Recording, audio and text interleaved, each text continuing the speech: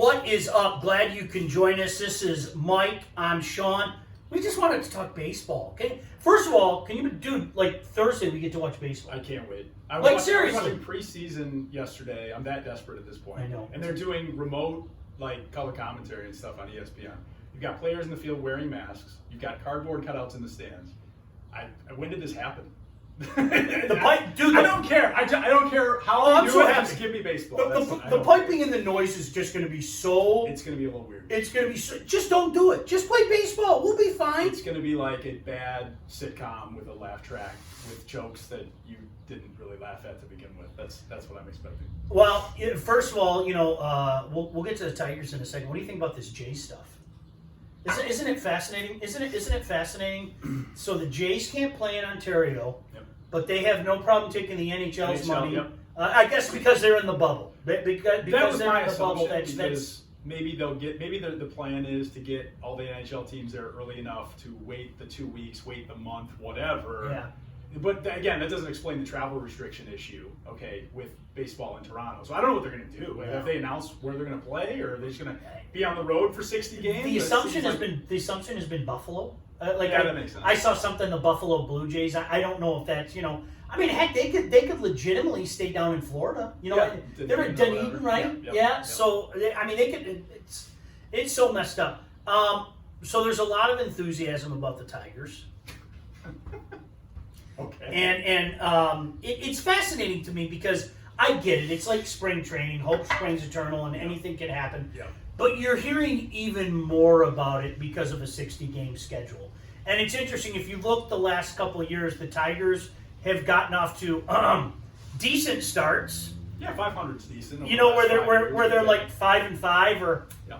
4-3, and we're celebrating Like 84. Yeah, same thing. It's like the same. We play the game of maybe this team isn't that bad and everything. It's always a fun thing. I am completely perplexed, and I know you're in the exact same boat. And you're going to find out, if you guys don't know this yet, you're going to find out he's in the exact same boat. I have been inundated in the past year with, why are you so down on the Tigers? Why are you so down on Al Avila? And my mindset has always been, if you can please tell me what Al Avila has done to earn, forget about your trust, forget it. We're so past earn your trust. Yeah. But to earn like the adoration and applause that he's gotten, Mike, I don't get it. I'm completely, and I've tried every approach. I've gotten mad, and I know you love Mad. Mad is great. That's great. I've tried to reason with people. Let me know. And if you're watching this, you're more than welcome to chime in. Please tell us what Al Avila has done to earn, again, not respect, but applause and adulation. I'm at a loss for words. I really am. At this point, you're 5 years into the gig, right? Mm-hmm. Okay.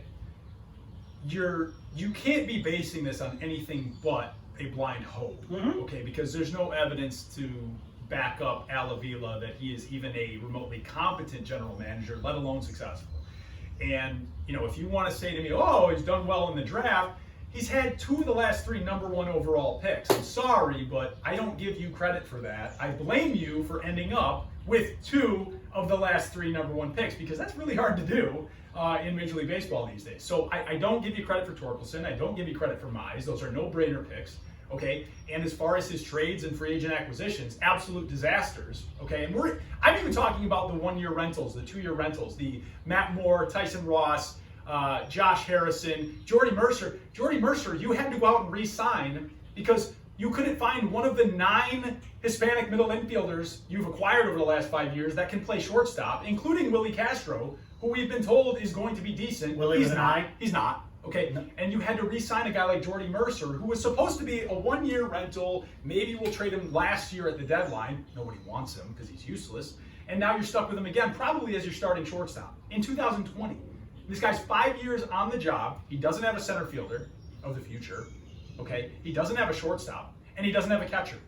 Last I checked, and again, baseball's changed a lot over the last 25, 30 years. Those are still pretty important positions. Okay, not only has he not acquired anything in trades or free agency, but not in the draft either. I'm not aware of any hot shot center fielder prospects. Are you hot shot shortstop? Well, we're on what are we on, number 4 for catcher of the future? Are we on number 4 now? The beauty part to me, I saw the projected 30-man roster. I don't even think Jake Rogers is going to make the roster. Okay, and this is the guy you were pinning your hopes on as the quote unquote catcher of the future. He's not going to make the roster. The guy's going to be like 26 years old this year or something. It's I mean, he's amazing. 25. He can't play. Daz Cameron can't play. Joel Lugo, Willie Castro can't play. These guys are not major league players. Okay, and you're talking about a guy that's, again, in year 5.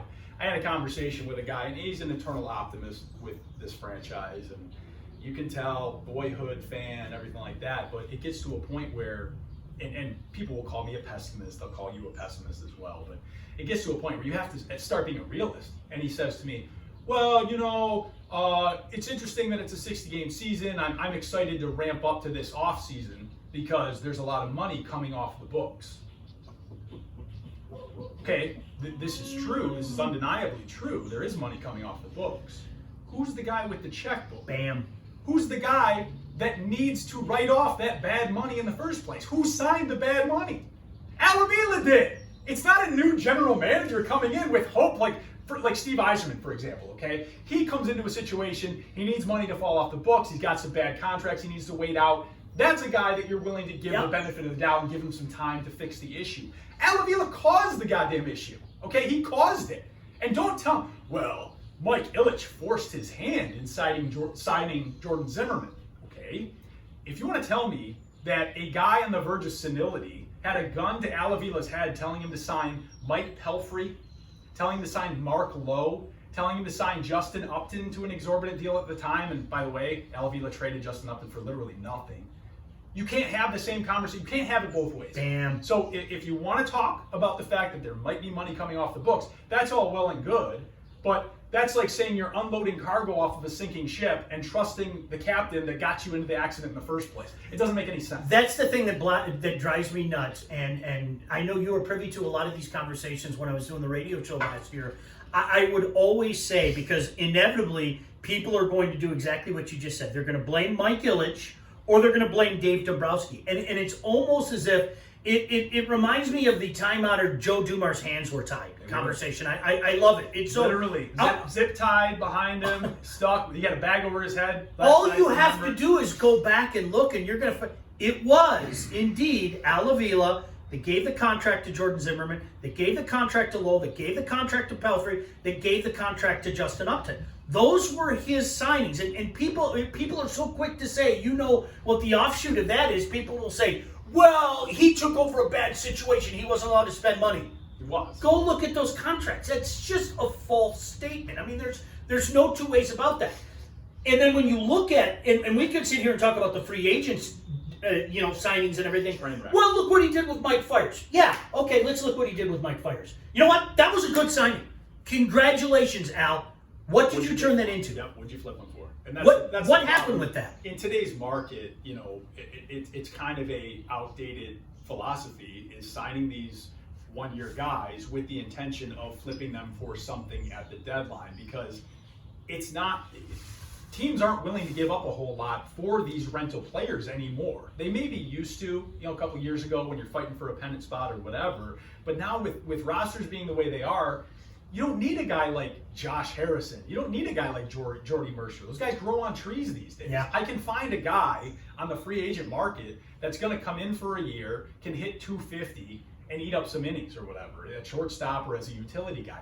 I'm not going to go sign a guy like that. I'm definitely not going to trade for somebody like that. And we look at Al's trade history. I mean, this is a guy that has hung on until the last minute and ended up with literally nothing. Okay, and it goes as far well, back as you know, to there wasn't a market for JD. Of course not. As you of course there wasn't. Of course, we're told that he had to get rid of. I mean, we're talking about a Tiger fan base, which I believe is one of the most uneducated fan bases in all of baseball. Okay, that's you people. We're talking about a fan base that tells me today, in 2020, that Al Avila had to get rid of Justin Verlander because he was on an expiring contract. No, he wasn't. No, he was not. Justin Verlander had another year left on his deal. He could have very easily waited to the offseason, tried to fish around, try to get a better deal, but instead he gave him up for an injured pitcher, a less than center fielder prospect who can't hit in Toledo, and a catcher that is never, and you can write this down, he is never going to be a regular major league catcher. Jake Rogers cannot hit, and he never will hit, and he never has hit. And that's the bottom line. You gave up a borderline Hall of Fame pitcher, obviously to be determined. And, I've said my dumb things about Verlander in the past, but you gave up a borderline Hall of Fame pitcher to go win a World Series elsewhere, and you got nothing in return. And you paid $8 million of the deal you got rid of in the first place. So what was the net benefit of that trade for this organization long term? You can't say it was cost cutting, because that was in 2017. Yep. It's 2020, and we're still not spending money. Okay, so you cut a third of the contract or whatever at the time. You still paid $8 million of his deal for him to go play elsewhere. Okay, so you backdate these moves. They don't make any sense. A lot of them, this isn't hindsight. You and I had these conversations at the time. The JD Martinez deal, we all knew it was garbage at the time. We assumed maybe in the Verlander deal you would have gotten something out of Franklin Perez. He's dead. Okay, that's a guy that who knows what the future of his career is going to look like. We don't know. The injuries might be so long term; they might be a huge issue. But I got Daz Cameron. Okay, even if he does come out to his potential, what is he? A 250 hitter with you know what? speed? That's what I told people last year. It was interesting, and I know for a fact because you had a front row seat for this. One day, I literally went on the air and I said, "All right, so all these magical names that I've heard of, and we all know their names. I'm not going to go down the list." I'm going to go down the list one by one. You got to give me a whole segment. I'm going to go down the list one by one and tell you what they're doing at AA or AAA, whatever level that they're at. Okay? I went down a list. There was probably, what was it, about 15 guys? Yeah, it's about 15 guys. Yeah. There wasn't, honestly, there wasn't a guy that was doing well in any way, shape, or form. Casey Mize was over here. We have to leave that in a different scenario, and you touched on that earlier. Yeah. But all these names that we heard of, and it was interesting, the next follow-up that I got, and I know you'll remember this, somebody said, well, you need to get somebody on who follows the minors more closely. And my response to that was, do you know what the difference is between a guy like me and somebody who follows the minors more closely? Is it that you own a laptop? I do have a laptop. I have two. No, but do you know what the interesting thing about that is, Mike? I'm not going to tell you, hey, Mike Bohenick had a great weekend. He went 3 for 5 one day with 3 RBI, and then he followed that up with a 2 for 4 with a long home run. You know what I'm going to tell you? Mike Bohenick is really sucking right now in Toledo. Yes, he had a nice weekend, but let's look at the bigger picture. And this is something you and I have fought for years. This idea of taking a small sample size and trying to make it speak for the large is mind-boggling, and it's everywhere in baseball. And again, I don't want you to watch this and think that Mike or myself are sitting here trying to urinate all over your optimism. If you're going to be optimistic, be optimistic. Yeah. I'm not begrudging you of that. Nor am I sitting here saying that you're wrong and the Tigers aren't going to surprise everybody this year. What I am saying, I think so too. But what I am saying is this: I'm looking at the whole. Okay, I'm looking at Al Avila. I'm looking at some of these magical names, and it's almost like people forget. Try this at home. Go back and look at Baseball America's top 10 Tiger prospects for the last 15 years. And some of the magical names that come to mind. Guys, the likelihood that a vast majority of these guys are never going to pan out is real. I can't tell you the number, nor am I going to try to tell you the number. But I think people need to pull back on the reins a little bit, hold the horses, and while you're at it, please point to where Al Avila has earned your trust, your adulation, your applause, because more than anything, Mike, I don't get that. I'm absolutely lost on the Al Avila love affair, man. I think it's a combination of things. I think you look at the failures of the Dave Dombrowski era where they didn't finish. I think had they finished and won a ring, he would be held in a highly different regard. Sure. Okay, and we're talking about a guy that led the team to 2 different World Series appearances, a couple ALCS appearances, etc. All right, so how did he do it? Obviously not with the farm system. Okay, he had his own way of doing things, just like he did in Boston. Won a World Series there, by the way. And he got fired while Al Avila is still here. Anyway, that's a different organization with obviously a much higher standard of things and doing business. But I think it's a combination of Dombrowski not finishing and winning a World Series and the blind faith, blind hope situation that we're stuck in now, because people don't want to assume that we're stuck with another 5 years of this crap. That's exactly it. And nobody wants to sit back and look at it and say, okay, wait a minute, we got Mize, we got Manning, we got Skubal, we got a couple of decent arms. That's awesome, okay? And there's no denying that. The pitching staff looks like it's set up for the future. How long of a future are they set up for? Because the second you call these guys up, the arbitration clock starts, right? Yep. Okay, so we have to be under the assumption that the organization is not only going to be willing to spend money on free agents to supplement them, because there aren't any bats in the system. It's Riley Green, Spencer Torkelson, and that's about it. If you want to talk about Isaac Paredes, maybe I'll have that conversation. Is he a superstar? Probably not. Yeah. Okay, so high end, can he be a Dean Palmer, a regular third baseman type of guy, not with his power or anything like that, but a regular guy that has a couple decent seasons? Maybe, I guess. I don't know, but I haven't seen any of those projections coming out. He's definitely not George Brett. No. Okay, so, we're talking about a situation where you've got an outstanding pitching staff that was going to be scheduled in Toledo this year. Okay, you've got Faedo, you've got some arms, right? You've got some things you can piece together, but is that going to end up being Atlanta Braves light, where you've got an excellent pitching staff, you got a great rotation, you got no bats to complement them, you got nothing to complement them, and by the time those arbitration clocks come up and they're up for their first big contract, you're a 500 ball club. Bam.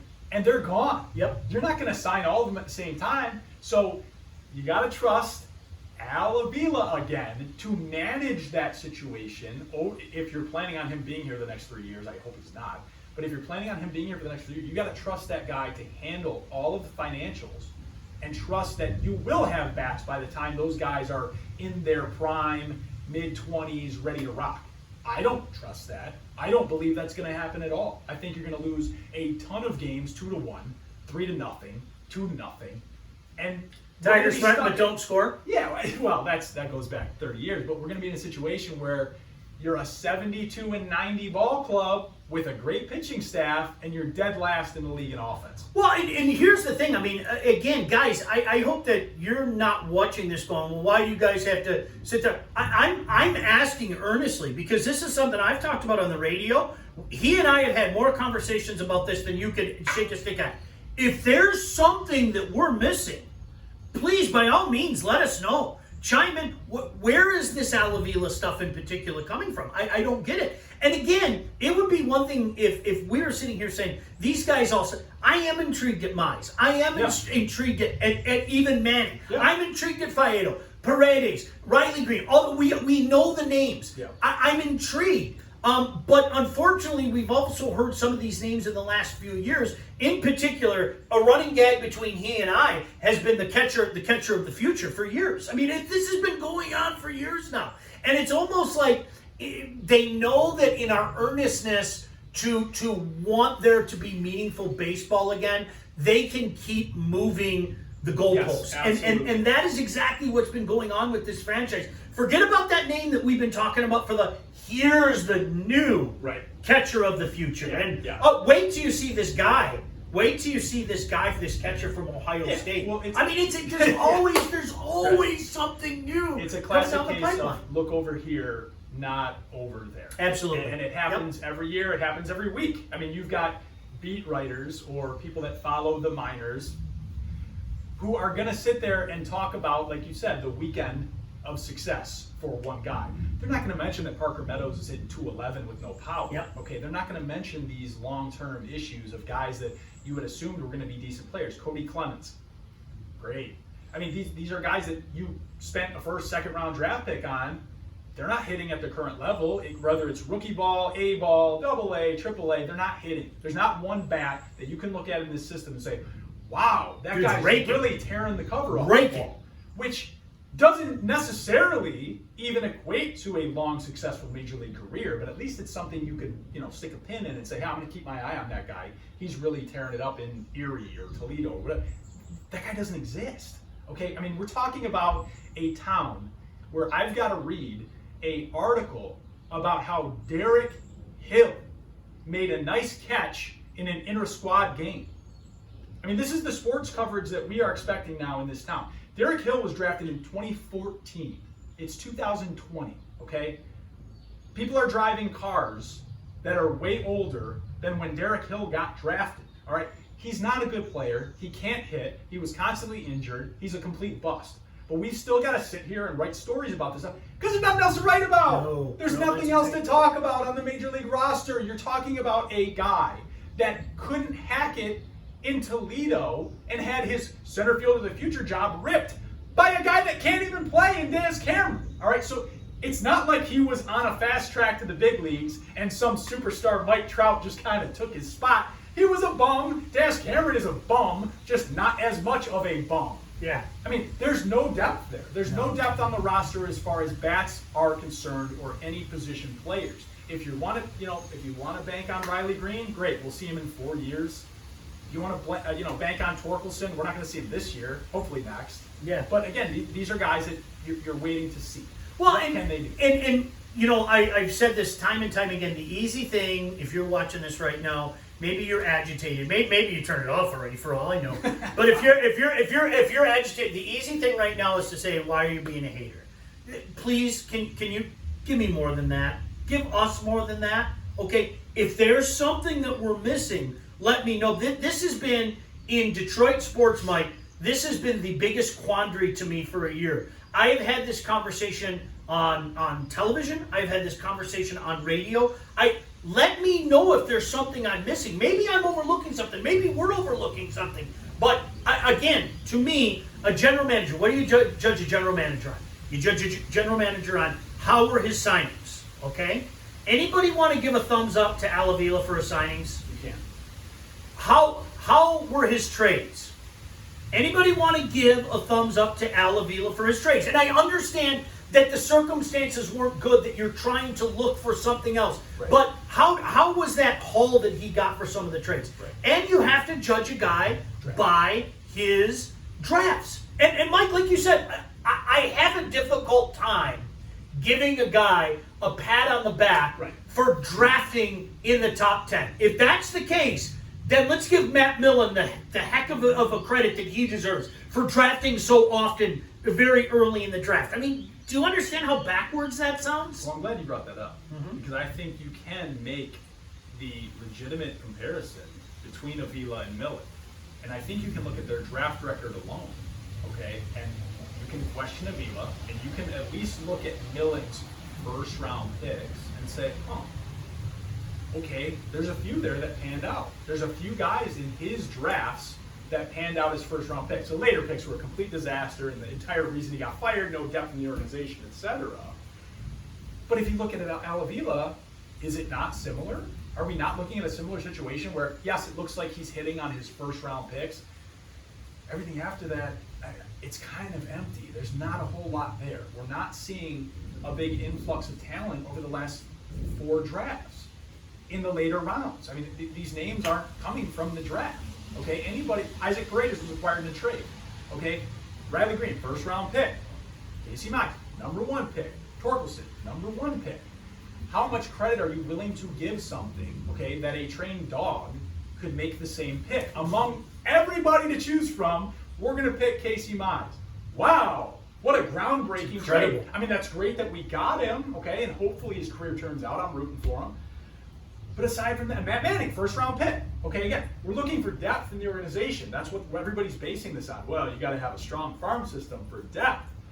Yeah, that's great and all. We need stars. We need players. We need all-star caliber players in the organization. And right now, there are none. There are 0 all-star caliber players on this Major League roster. Not one. Well, and that's it's funny because so many people go back to, I'm so glad you brought that up. So many people go back to, well, look what they were 29th in Baseball America's minor league ranking, and now they moved up to 17. There are a lot of guys there. There are a lot of guys there. There aren't a lot of guys lighting it up. No. I'm not making that up. And again, people hear that and they get mad at you, to which I reply with the universally accepted, it's not my fault. No, it's not his fault either. And the minor league ranking system, you can make a very valid comparison to college football recruiting, right? Where if you have a big class full of 3.5, 4-star guys, your ranking's going to go up. Sure. If you have a small class, okay, of all 4 stars, maybe your rankings as far as systems are similar, but we all know we want the 4-star guys instead of the 3 to 4 Absolutely. guys. And I'm not a recruiting slap or anything, but as far as handling the rankings are concerned, let's go to basketball. I want a smaller class with higher rated guys Yep. versus a larger class with 3/4 guys. Yep. Because different sport or whatever. But if you're going to handle the ranking system that way, you have to. Now, if you look at what their minor league rankings have been, yeah, they shot up from the bottom of the barrel over the last few years. What did they do last year? They dropped. Yeah. They dropped across the board. Consensus dropped as far as their Baseball America, all these other minor league system rankings. They went down because people saw that Daz Cameron can't play. They saw that Jake Rogers can't play. They saw that Willie Castro can't play. It's so funny. And these were guys that were counted on to elevate that minor league ranking. What happens when, Emperor has no clothes, guys? These guys can't play baseball at a major league level. And these guys were counted on to be the building blocks for the next few years of this franchise. Yeah, And they're not there. I don't get it. It is a castle built on nothing right now. Well, I mean, right. there isn't anything there, and that's why I've tried to implore people. I beg people, take emotion out of it. Yeah. You don't have to listen to me. Go look for yourself. Go look at what these guys did, whether it be in Erie, whether it be Toledo. Yeah. Now there are guys that are further down the list that in 3 or 4 years, maybe we'll revisit this, and maybe some of these guys, have stuff where it can hit and everything. But the guys, heck, you remember the conversation. Mike, we're talking 14 months ago, 15 months ago. People were furious in April of 2019 that Daz Cameron was down in Toledo. Yeah. Why is Daz Cameron in Toledo? He should be up in Detroit. Right. Well, you know what? I have to give the Tigers organization credit. They didn't. They knew why Daz Cameron wasn't in Detroit. Yeah. Okay, and he proved it to everybody in Toledo. So, yeah, it's interesting. I'm glad that we had this conversation. I know that people are going to watch us and say we're dumb, Yeah. and you Well, guys are haters, and you're dumb. It's nothing new. Always. You're done as always. Forget it. Game over. You're done. And I surrender, you win. But the difficult part, the easy part is to say you're dumb, you're a hater. The difficult part is to point out what we're missing. Is there something that we're missing? Because from where I'm sitting, we're looking at everything that Al Avila has done. Al Avila, whether it be his signings, his trades, again, the draft. We're looking at the guys in the system that we're supposed to get excited over. He and I had joked about the catcher of the future thing is awesome. First it was one name, then it was another name, now it's another name, and now there's another guy that we have to wait and see. That's the kind of stuff that drives me nuts, and I don't understand why it's questioned. And I'm not even playing I'll let you play this. The Detroit media is soft stuff. Okay, I don't get it. I guess I'm part of the Detroit media, and I don't understand why more people aren't talking about this, because really, the Emperor has no clothes right now. Well, with how long? This is the question I have for all these people. Like my buddy mentioned, I might have some money coming off the book.